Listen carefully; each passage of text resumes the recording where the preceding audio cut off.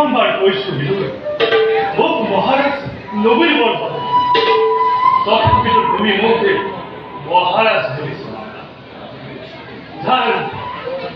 যাৰ দৃষ্টি শক্তি নাই যি আমাক আশ্ৰয় কৰি খুপি খুপি জীৱনৰ বাটত আগবাঢ়িব লাগে তেওঁক ৰজাবলাৰ মই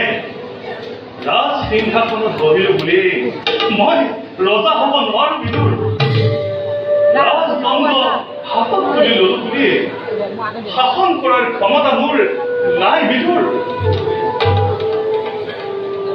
মোক ৰজা বোলাটো পৰিহাস মাথো আৰু কিমান দুখ মোৰ মনৰ মাজত আছে জানা বিদুৰ আপোনাৰ দুখৰ কথা আমাৰ আগত প্ৰকাশ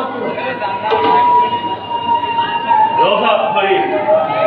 দিগ্বিজয়ৰ বাবে আজিলৈকে মই ওলাই যাব নোৱাৰিলো পিতৃ পিতামহসকলে এৰি থৈ যোৱা ৰাজ্যৰ চৌপাশ বৃদ্ধি কৰিব নোৱাৰিলো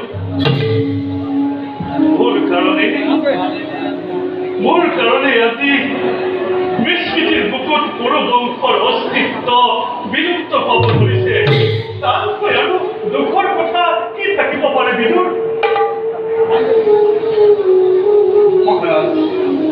মই দাসী পুত্ৰ হলেও এক পৃথিৱীৰ সন্তান হিচাপে আপুনি মোক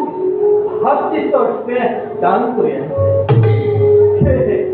আপোনাৰ মনোবাঞ্ছা পূৰ্ণ কৰাই মোৰ একান্ত কৰ্তব্য তুমি পাৰিবা বিদুৰ মহাৰাজ মোৰ মনোবাঞ্ছা পূৰ্ণ কৰিব তুমি পাৰিবা অৰবিন্দ মহাৰাজ কিন্তু কেনেকৈ পাৰিবা মহাৰাজ মই আজি অনন্ত নাৰায়ণক সন্তুষ্ট কৰি বৰ লাভ কৰিবৰ বাবে তপস্যাৰ হেতু অৰণ্যলৈ যাত্ৰা কৰি বৰ লাভ কৰাৰ পাছত পৃথিৱীৰ বিজয়ৰ ঘোষণা পোৱাই দি জগতে আকৌ বুজিব এই কুৰুবংশৰ শক্তিৰ প্ৰমাণ অতি আনন্দৰ কথা বিদুৰ অতি আনন্দৰ কথা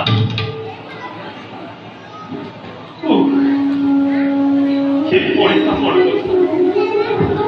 মই যে কাহানী আৰু দিগ্বিজয়ৰ আনন্দ উপভোগ কৰিবলৈ নাপাওঁ মহাৰাজ নকৰিব মহাৰাজ বিধিৰ বিধান কোনে জানে আপোনাৰ জীৱনত কি লিখা আছে নালাগে বিদুৰ অন্ধকাৰে যাৰ জীৱনৰ সৰ্বস্ব